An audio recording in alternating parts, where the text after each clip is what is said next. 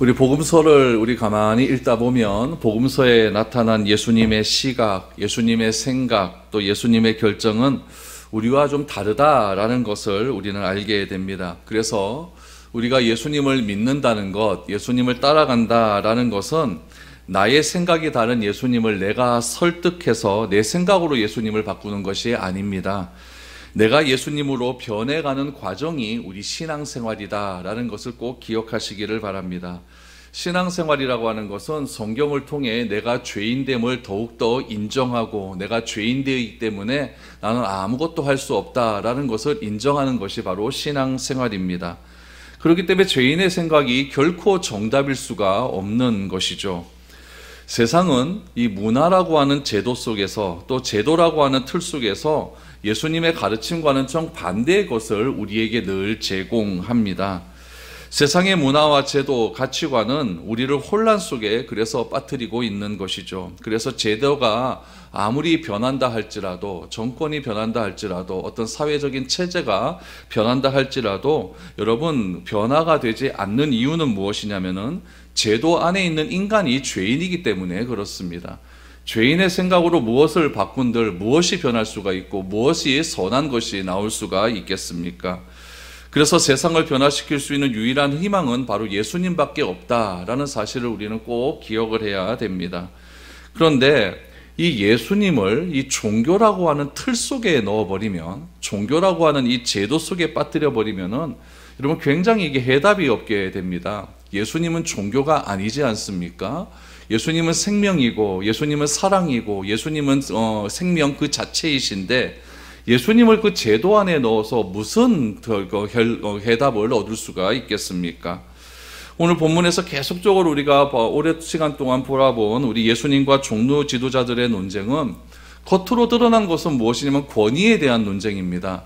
왜 성전에서 시장 장사하는 것들을 예수님께서 다 흩트러 버리셨는데 그것을 왜 네가 하였느냐, 너의 그 권위는 어디서부터 출발한 거냐라고 하는 것에서 이 권위의 논쟁이 시작되었는데 겉으로 드러난 것은 이 권위의 논쟁입니다. 그러나 그 밑에 깔려있는 실상은 무엇이냐면은 종교라고 하는 제도 속에 예수님을 해석하려고 하는 종교 지도자들의 악한 생각이라는 것을 우리는 기억해야 됩니다. 예수님을 성전제도라고 하는 그 틀 속에 넣어버려서 자신의 기득권을 유지하고자 하는 그 종교 지도자를 향해서 예수님께서 계속적으로 비판하고 계신다는 것이죠. 오늘 본문 말씀 속에서도 그런 우리가 흐름에 따라서 오늘 본문 말씀을 여러분 봐야 됩니다. 오늘 본문 말씀 우리가 흔히 보면 우리가 두 가지 부분으로 나눌 수가 있거든요. 첫 번째 부분은 서기관에 대한 말씀, 우리 또 끝에 보면은 과부의 헌금에 대한 말씀이 나오는데 그 부분이 절대 따로 이렇게 구분되어서는 안 된다는 이야기죠. 이 두 부분, 그 사건이 하나의 사건으로 연결되어 있다라는 것을 우리는 오늘 본문을 통해서 알게 될 것입니다. 오늘 예수님께서 서기관에 대한 비판을 하십니다. 그 서기관에 대한 비판이 어떤 비판인지를 우리는 잘 기억해야 됩니다. 이 비판을 통해서 예수님의 권위에 대한 논쟁은 이제 마무리가 됩니다. 마무리가 되고 예수님의 십자가에 대한 그 사건들이 계속해서 이어져 가고 있습니다. 오늘 말씀을 통해서 우리가 다시 한번 기억하고 생각하고 결단해야 될 것이 무엇인지를 한번 살펴볼 수 있기를 바랍니다. 35절 36절 오늘 본문 말씀을 해석하는데 제일 중요한 본문이 35절 36절입니다. 이것을 잘 여러분들이 보시면은 오늘 본문 말씀을 쉽게 풀릴 수 있습니다. 35절부터 보시죠. 예수께서 성전에서 가르치실새 대답하여 이르시되 어찌하여 서기관들이 그리스도를 다윗의 자손이라 하느냐. 다윗이 성령에 감동되어 친히 말하되 주께서 내 주께 이르시되 내가 내 원수를 내 발 아래 둘 때까지 내 우편에 앉았으리라 하셨도다 하였느니라 라고 말합니다. 예수님께서 서기관들을 무엇이라고 이야기하냐면은 그리스도를 다윗의 자손이라고 가르친다라고 이야기합니다. 이것은 서기관이 사람들에게 그리스도는 다윗의 후손이다, 다윗의 자손이다 라는 것을 계속해서 가르쳤다라는 것을 의미하고 있는 것이겠죠. 그럼 여러분 35절에서 예수님께서 말씀하신 이 억양이 어떨까요? 서기관들이 그리스도를 다윗의 후손이라고 가르친데 이러면 긍정적인 것이겠죠. 서기관들이 가르치는데 그리스도를 다윗의 후손이라고 가르치지 않느냐 이렇게 하면 부정적인 것 아니겠습니까? 긍정적이겠습니까? 부정적이겠습니까? 이건 여러분 부정적인 거예요. 서기관들이 그리스도를 다윗의 후손이라고 가르치지 않느냐 이렇게 강하게 질타하고 있는 것이죠. 그러니까 예수님은 말씀하시는 거죠. 그리스도는 다윗의 후손이 맞다 아니다? 아니다라는 얘기예요. 아니다라는 얘기예요. 그럼 왜 아니냐? 왜 아니냐? 그 근거를 제시해야 될 것 아니겠습니까? 그 근거를 어디에서 제시하냐면 서기관들이 그렇게 좋아하는 여러분 구약 성경에서 제시한다는 거예요. 구약 성경에서 뭐라고 말하고 있느냐? 다윗이 성령의 감동으로 그리스도를 뭐라고 불렀냐면 주라고 부르지 않았느냐라고 말을 하고 있는 것이죠. 여러분, 이 그리스도와 이 주라고 하는 개념은 유대인들이 구약 성경을 기초로 해서 약속받고 있는 메시아다라고 하는 의미예요. 그러니까 그리스도, 주는 구약 성경에서 말하는 메시아, 이것을 상징하고 있다라는 것을 기억하시기 바랍니다. 그럼 여러분, 우리 족보상으로 한번 생각해 보죠. 족보상으로 메시아가, 그리스도가 다윗의 후손이라고 한다면 여러분, 어떻게 다윗이 자기 후손을 보고 주라고 말할 수 있겠느냐, 이 얘기예요.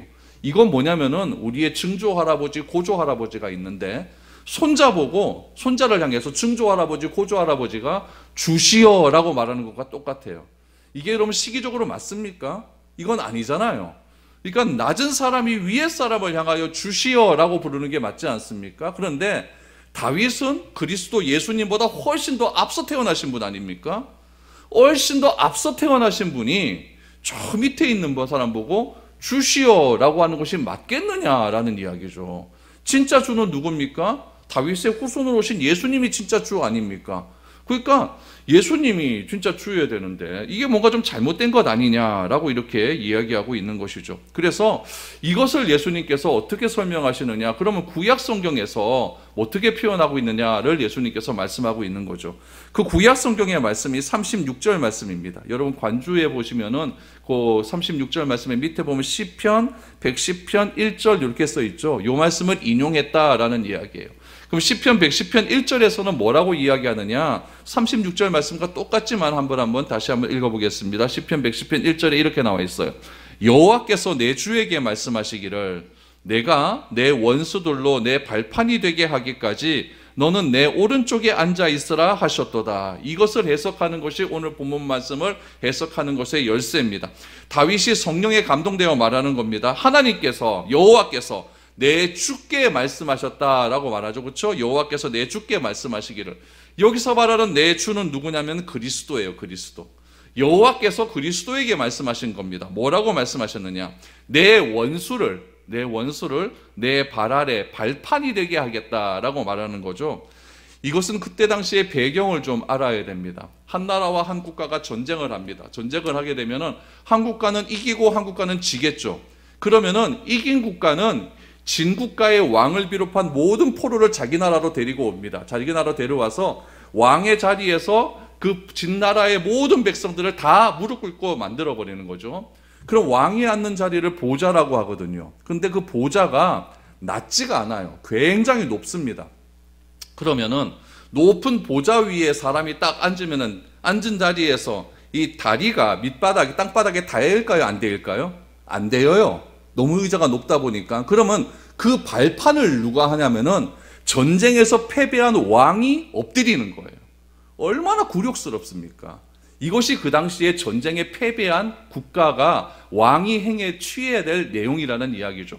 그럼 오늘 6절 말씀 다시 한번 보시죠. 내 주께서 내 주께 이르게. 이건 뭐냐면 하나님께서 그리스도에게 말씀하시기를 뭐냐면 내가 내 원수를 내 발판 아래에 둘 때까지 하나님께서 원수 적그리스도죠. 그렇죠? 적그리스도를 내 발판 아래에 둘 때까지 전쟁한다는 이야기죠. 전쟁할 때까지. 이런 얘기예요.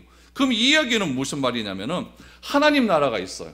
하나님 나라를 반대하는 세력이 있어요. 그 둘이 싸운다는 이야기예요. 오늘날도 하나님 나라와 하나님 나라 반대하는 세력이 항상 싸우지 않습니까? 그럼 누가 이긴다는 이야기입니까? 하나님 나라를 따르는 사람들이 이긴다는 이야기 아닙니까? 그러니까 하나님 나라를 따르는 사람들이 이길 때까지 적그리스도는 어떻게 된다? 그러면 그 발판이 된다는 이야기죠.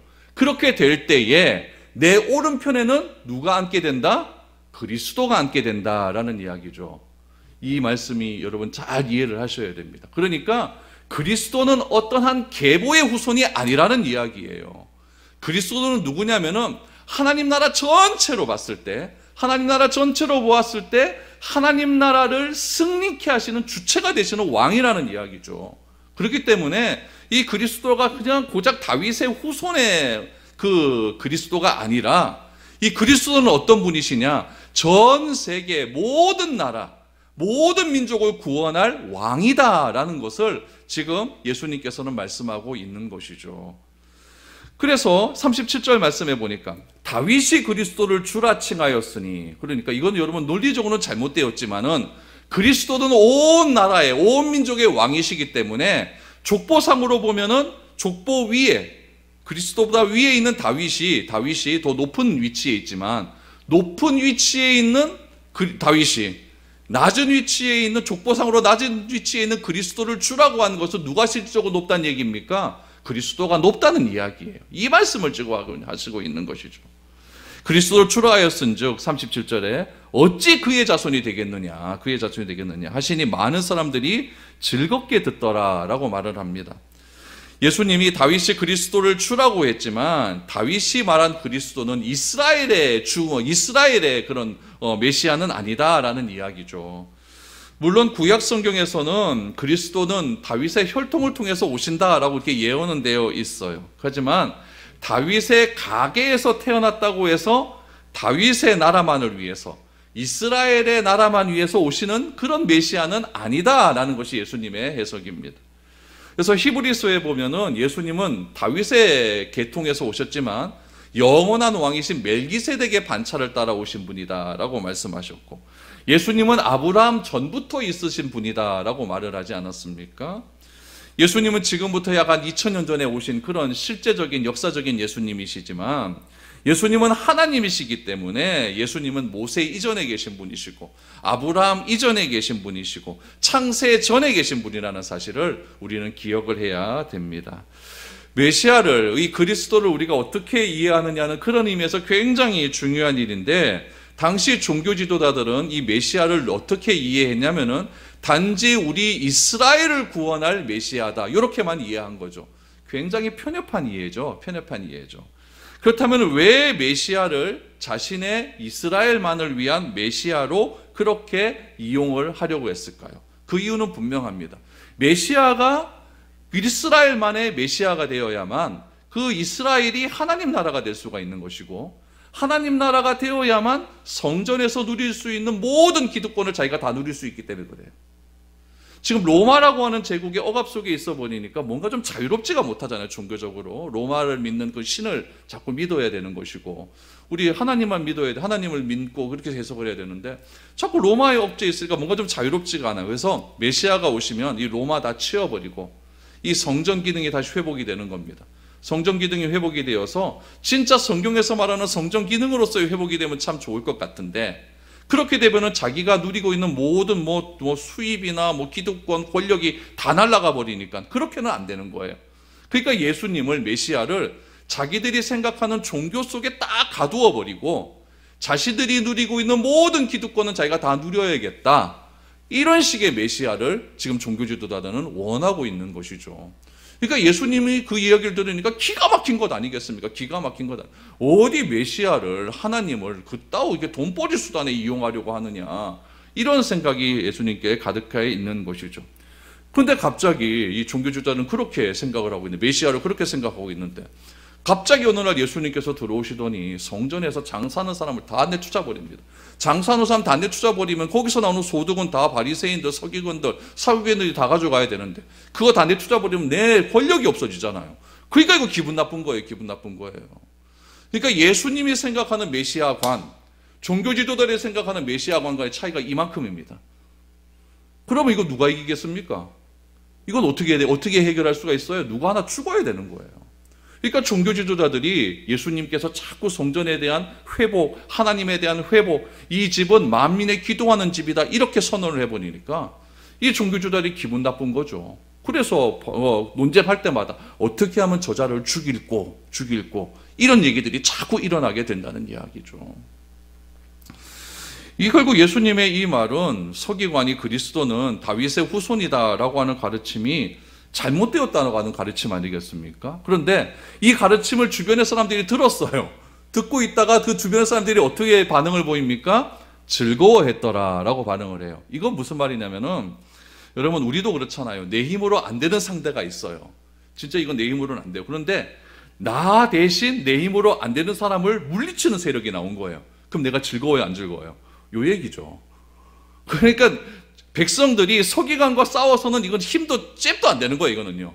안 되는데 예수님이라고 하는 분이 나오셔서 자기들이 할 말을 다 해주시니까 얼마나 즐겁겠습니까? 이거 쌤통이다 이런 표현이죠. 즐겁게 여기더라라고 하는 이야기예요.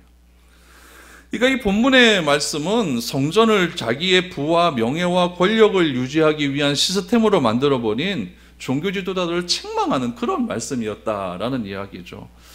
예수님은 예수님과 적대적인 태도를 가진 종교 지도자들과의 논쟁을 통해서 하나님의 아들로서의 권위를 당당하게 선언하신 겁니다. 하나님의 아들이니까 이런 말 할 수가 있는 것이지 누가 이런 말 그 종교 지도자들의 권위에 대항할 수가 있겠습니까? 그 당시에 대제사장과 누가 대항을 할 수가 있겠습니까? 아무도 못하거든요.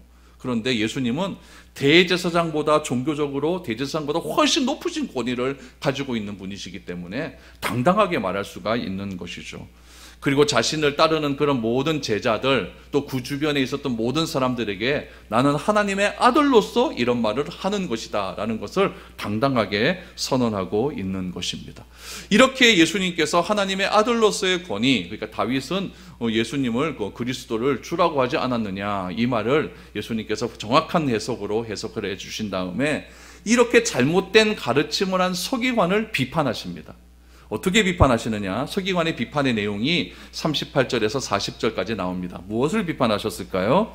예수께서 가르치실 때에 이르시되 긴 옷을 입고 다니는 곳과 시장에서 문안받는 곳과 회당의 높은 자리와 잔치의 윗자리를 원하는 서기관들을 삼가라. 그들은 과부의 가산을 삼키며 외식으로 길게 기도하는 자니 그 받는 판결이 더욱 중하리라 하시니라 라고 말합니다.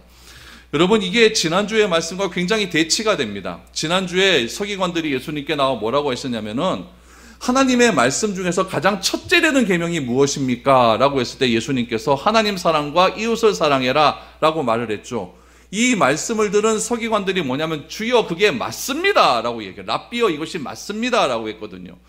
그런 점에서 예수님과 서기관들의 어떤 구약을 바라보는 해석이 비슷하다라고 말씀을 드렸어요. 그러나 그 비슷함에도 불구하고 서기관들은 그 본질을 못 찾고 있기 때문에 비판을 하십니다. 너희가 그렇게 바른 말을 하나님의 해석에 대한 바른 해석을 했다고 한다면 너희 삶이 그 해석을 따라가는 삶이 되어야 하는데 너희 삶은 그렇지 않다라는 이야기입니다. 그럼 서기관들의 삶은 어떠했느냐? 서기관들의 삶은 어떠했느냐?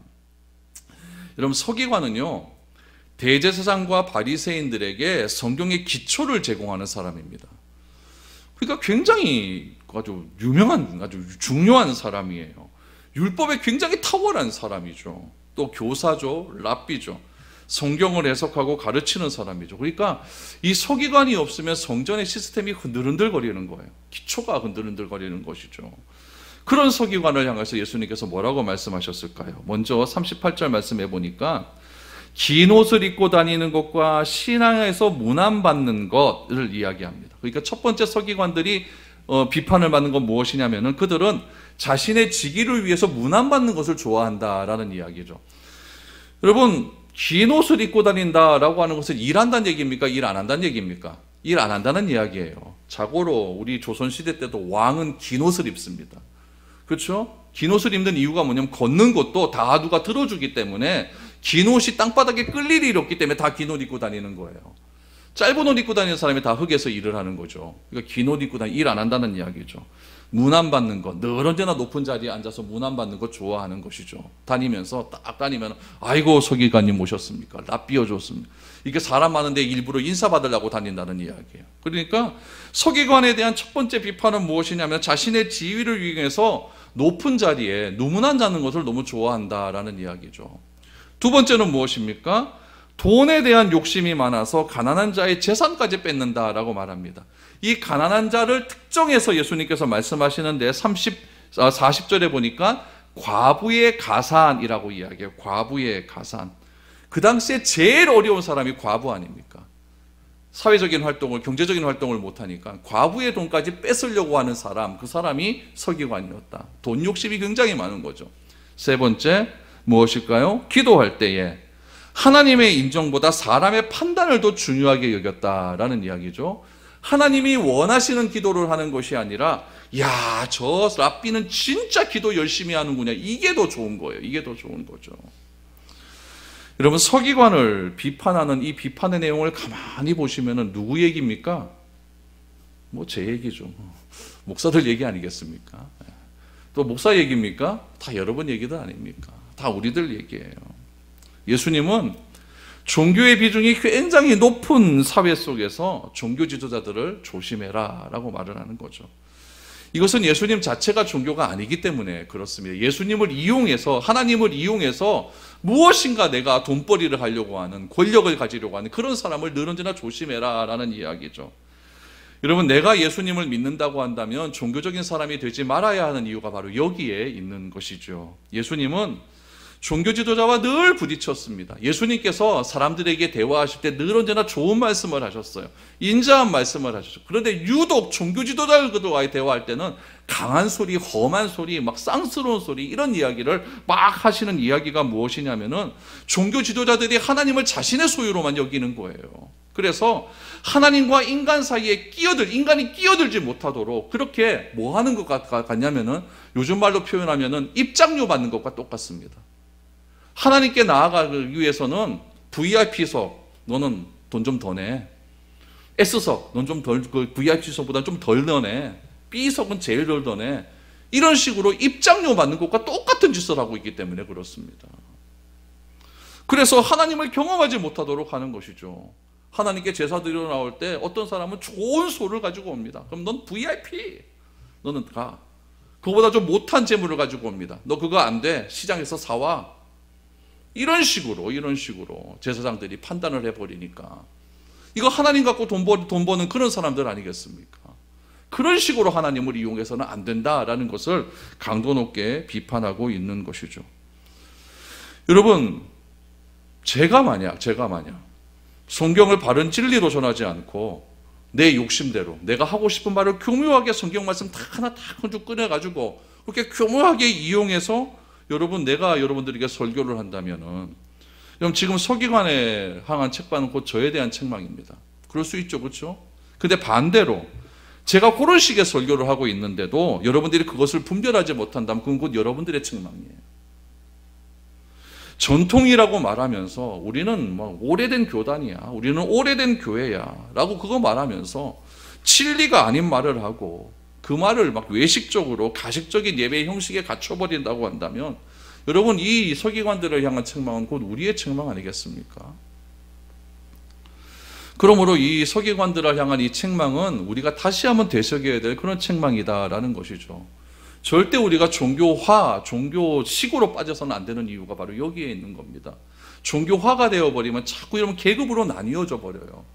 교회 안에서 이렇게 나뉘어지는 일들이 얼마나 많이 있습니까? 그래서 나의 오로지 신앙적인 목표는 높은 자리에 올라가는 거다, 종교적인 권위를 차지하는 거다, 여기에 모든 목숨을 다 걸어버려가지고 그렇게 돈으로 그것을 직위를 사고 파는 그런 일들이 오늘날 많이 일어나고 있잖아요.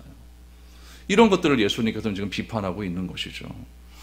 이처럼 서기관을 책망하신 후에 예수님께서 과부의 헌금에 대한 말씀을 하십니다. 여러분, 이것이 왜 위의 말씀과 이어지는지를 잘 살펴보시기 바랍니다. 특별히 여러분, 예수님께서 서기관을 책망하실 때 두 번째 책망이 뭐였냐면은 과부의 과산까지 빼앗은 서기관의 악행을 말했기 때문에 그렇습니다. 우리 과부가 어떻게 헌금을 하시는지 한번 보시기를 바랍니다. 41절 41이죠. 예수께서 헌금함을 대하여 앉으사 무리가 어떻게 헌금함에 돈 넣는가를 보실세. 여러 부자는 많이 넣는데 한 가난한 과부는 와서 두 렙돈 곧 한 고드란트를 넣는지라 라고 말합니다. 성전에서 계신 예수님께서 헌금함을 이렇게 바라보고 계셨어요. 예수님께서 지금 앉으신 자리는 어디냐면 여인의 뜰이에요. 성전은 여러분, 성전 가까이로 다 들어갈 수 있는 게 아닙니다. 제일 끝에는 이방인의 뜰이에요. 그 다음이 여인의 뜰이에요. 그러니까 여인들이 갈 수 있는 뜰이 따로 있는 거죠. 그 다음은 유대인의 뜰이고 그 다음 제사장의 뜰이에요. 그러니까 안쪽으로 가면 갈수록 누가 갈 수가 있냐면 권력이 많은 사람이 갈 수가 있는 거죠. 종교적인 권력, 또 유대인, 남자들 중에서도 지위가 높은 사람들, 그런 사람들이 성전 가까이 갈 수가 있는 거예요. 그러지 못한 사람 다 성전 멀리 있어야 되는 거예요. 그러니까 여인의 뜰에 있는 거예요. 학자들의 이야기에 의하면 여인의 뜰에는 헌금함이 몇 개가 있었느냐? 13개가 있었다 그래요. 그럼 왜 하필 여인의 뜰에다 헌금함을 놔뒀을까요? 누구나 들어갈 수 있는 곳이기 때문에. 이 유대인의 뜰, 남자들의 뜰에 놔두면 이방인들은 못 들어가니까. 그렇죠? 그러니까 여인의 뜰에다 13개를 놔두고 있는 것이죠. 예수님께서 그 여인의 뜰에 앉아 계신 거예요. 여인의 뜰에 앉아 계시면서 한 헌금함을 집중하고 계셨는데, 그 가난한 과부가 그 여인의 뜰을 지나가다가 13개의 헌금함 중에서 한 헌금함에다가 얼마를 넣었냐면은 2렙돈을 넣었다라고 이야기합니다. 2렙돈. 이 헌금의 가치를, 이 렙돈의 가치를 여러분들이 좀 아셔야 될 필요가 있습니다. 렙돈은 팔레스타인 지역에서, 이스라엘 지역에서 유대인들이 사용하는 돈이었어요. 그러니까 우리나라로 말하면 원 이거죠, 그렇죠? 일본에 가면 엔 아닙니까? 그러니까 유대인들이 사용하는 단위 렙돈이었어요. 이 2렙돈, 2렙돈입니다. 2렙돈은 한 데나리온의 64분의 1입니다. 그러니까 한 렙돈은 한 데나리온의 128분의 1이에요. 제가 요거를 요즘 말로 한번 해석을 한번 해봤어요. 한 데나리온은 그 당시에 하루치 일당이거든요. 그러니까 요즘 말로 하면은 올해 최저임금이 9,620원.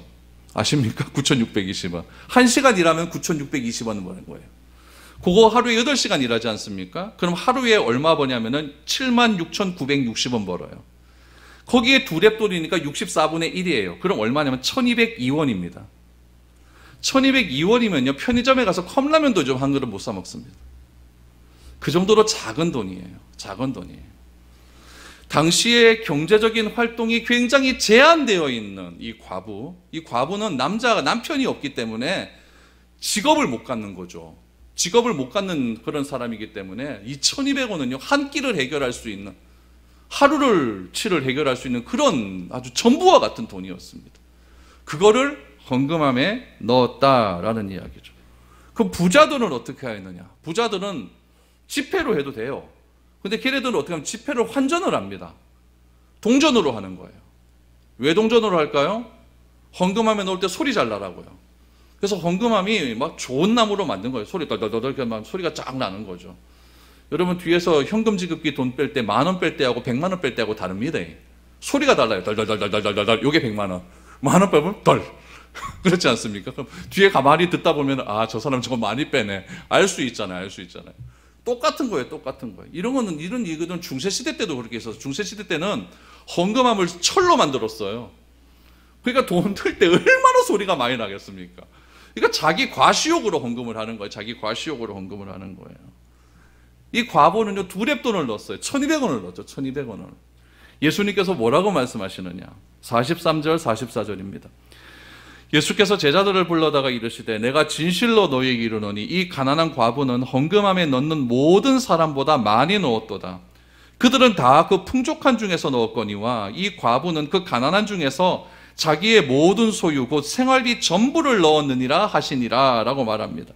예수님은 과부가 넣은 헌금은 모든 사람보다 많이 드렸다라고 말을 합니다. 왜냐하면 과부는 자기의 전부를 드렸기 때문에 그런 겁니다. 1,200원이 전부인 사람하고 1,200만 원이 전부인 사람이 1,200원 드린 거하고는 차이가 있습니다. 그렇죠? 차이가 있는 거예요. 근데 예수님께서 이 말씀을 누구를 대상으로, 누구를 지적해서 하시는 말씀일까요? 서기관을 향해서 하시는 말씀이에요. 40절에 보시면 서기관을 책망하실 때 예수님께서 과부의 재산을 탐한다라고 말씀하고 있죠. 과부가 전 재산을 넣었어요. 2렙돈을 넣었어요. 그럼 그 2렙돈은 누가 가져갑니까? 서기관이 가져가는 거예요. 저는 이 사실이 너무 불편합니다. 진짜 없는 사람 그 돈을 서기관이 가져가? 그 종교 지도자들이 가져가? 너무 불편하죠. 너무 불편하죠. 여러분은 안 불편하십니까? 결국 오늘 본문에 나오는 이 두 개의 이야기는 다른 이야기가 아닙니다. 하나의 이야기예요. 결국 서기관과 과부가 키워드 아니겠습니까? 서기관과 과부는 굉장히 대조적이죠. 하나는 높은 지위에 있는 사람, 하나는 제일 낮은 층에 있는 사람. 서기관은 어디를 가서나 높임을 받기를 원하고 자랑하며 가르치기를 좋아합니다. 그러나 서기관은 잘못된 가르침을 전파하는 거짓 선생이었고, 심지어 당시에 가난한 자의 대명사라고 할 수 있는 과부의 돈까지도 갈취하는 그런 사람이었습니다. 그런 사람을 예수님께서는 무엇이라고 말씀하실까요? 어떻게 대하실까요? 그것을 우리 누가복음에서 찾을 수가 있습니다. 누가복음 12장 47절 48절입니다. 주인의 뜻을 알고도 준비하지 아니하고 그 뜻대로 행하지 아니한 종은 많이 맞을 것이요, 알지 못하고 맞을 일을 행할 종은 적게 맞으리라. 물은 많이 받는 자에게는 많이 요구할 것이요, 많이 맡은 자에게는 많이 달라 할 것이니라 라고 말합니다. 이건 무슨 말입니까? 나에게 어떤 특권이 왔으면 특권에는 항상 뭐가 따른다? 책임이 따른다는 이야기예요. 사장님은 사장님으로서의 책임이 있고, 상무는 상무로서의 책임이 있고, 평직원은 평직원으로서의 책임이 있다는 이야기예요. 우리 그리스도인은 어떻습니까? 그리스도인이라고 하는 직책을 받고 책임을 맡지 않았습니까? 그럼 그리스도인으로서의 책임을 다해야 된다는 이야기예요. 서기관은 서기관이라고 하는 너무 귀중한 책임을 맡았습니다. 그 귀중한 책임을 맡은 자에게는 그거에 따른 반드시 책임이 필요하다는 이야기죠. 오늘 예수님이 말씀하십니다. 주인의 뜻을 알고도 준비하지 않는 자는 많이 맞을 것이요, 많이 맞을 것이요, 알지 못하고 맞을 일을 행한 자는 좀 적게 맞을 것이다. 그러므로 너희들에게, 우리들에게 요구하는 것은 특권에 따른 책임이다라는 것을 강조하고 있는 거죠. 왜 이런 얘기를 하실까요? 이제 예수님께서 십자가에 죽으실 날이 얼마 남지 않았거든요. 할 말 다 하고 가셔야 될 것 아니겠습니까? 본문의 말씀은 서기관으로 상징되는 성전이 있어요. 성전의 제도를 다 말하는 사람이기 때문에 서기관으로 상징되는 거예요. 그 서기관이 기초로 자온 그 말씀의 기초 위에 행하는 자들이 누구냐면은 대제사장들입니다. 서기관으로 상징되는 성전, 그런데 이 서기관으로 상징되는 이 성전의 제도가 완전히 희망을 잃어버린 겁니다. 왜요? 자기 멋대로 구약 성경을 해석하기 때문에. 말씀을 말씀 그대로 해석해야 되는데 자기의 입맛에 맞게 해석되어 버리니까, 하나님을 자기의 입맛에 맞게 이용하려고 하니까, 제가 계속 강조하듯이 하나님을 종교적으로 이용하려고 하니까 성전 제도는 완전히 이제 폐지가 돼야 된다는 이야기예요. 성전이 하나님의 말씀대로 올바른 기능을 하기 위해서는 성전의 기능이 말씀대로 잘 될 수 있도록 가르치는 누가의 책임이 중요하냐면은, 누구의 특권이 중요하냐면은 서기관의 기능이 중요한 거예요. 서기관이 말씀을 가르치지 못했습니다. 제대로 못 가르친 거예요. 그래서 성전은 왜곡되기 시작합니다. 본질에서 점점 멀어져 가는 것이죠. 하나님이 죄인된 인간을 찾아오셔서 만나주시는 만남의 장소로서의 성전, 우리의 죄인된 죄의 모습을 용서시킬, 죄의 용서함을 일으킬 수 있다고 하는 그 장소로서의 성전, 하나님이 우리와 늘 언제나 함께 하시겠다고 하는 임마누엘이라고 하는 그런 의미를 가진 성전의 제도가 완전히 서기관의 이 잘못된 가르침을 통해서 다 무너지고 만 겁니다. 그러면 여러분, 무너진 성전 기능 앞에 우리는 어떻게 해야 될까요? 이 무너진 성전 앞에 우리가 탄식하고 탄복하고 있어야 될까요? 예수님은 그래서 오신 겁니다. 이 무너진 성전의 기능을 완전히 회복시키기 위해서 예수님은 오셨다는 것이죠. 그래서 이 무너진 성전의 기능을 어떻게 해야 되느냐? 회복해야 되는데, 회복하기 위해서는 무엇이 먼저 우선되어야 되냐면은 성전이 무너져야 되는 겁니다. 그래서 성전 무너짐을 예고하십니다. 누가복음 21장 5절 6절이며, 이거는 오늘 본문에는 나왔다 있지 않지만은 이 본문 말씀에 뒤이어 나온 누가복음의 말씀입니다. 이렇게 나옵니다. 어떤 사람들이 성전을 가리켜 그 아름다운 돌과 헌물로 꾸민 것을 말하며 예수께서 이르시되, 너희 보는 이것들이 날이 이르면 돌 하나도 돌 위에 남지 않고 다 무너뜨려지리라. 성전이 무너질 것을 예언합니다. 오늘날에도 예루살렘에 가면 성전 무너진 그 돌들이 남아 있습니다. 통곡의 격 옆으로 동쪽으로 쭉 가다 보면 성전 무너진 그 돌들이 이만한 게 막 남아 있어요. 어마어마한 큰 것들이 남아 있어요. 그렇다면 여러분, 누가 감히 성전의 멸망을 예고할 수가 있겠습니까? 어떤 권위를 가진 사람이 성전의 멸망을 예고할 수가 있겠습니까? 성전을 건축하라고 명령하신 분이 하나님이라고 하면 하나님 외에 누가 성전을 부서뜨릴 수가 있겠습니까? 예수님이 왜 이런 멸망을 예고할까요? 예수님은 하나님의 아들이시기 때문에 그렇습니다. 하나님의 아들로서의 권위를 가지고 성전의 멸망을 예고하십니다. 그리고 새로운 성전을 예고하십니다. 그것은 바로 자신이 십자가에 못 박히는 일입니다. 십자가에 못 박힘으로 이제는 불완전한 동물의 제사를 통한 죄사함은 원하지 않고 예수님의 피 흘림을 통한 완전한 제사가 오늘날 우리에게 임할 것을 약속하십니다. 그래서 예수님께서 십자가에서 죽으실 때에 하나님과 우리와의 가로막혔던 그 성막의 휘장이 위에서부터 아래로 찢어지기 시작을 합니다.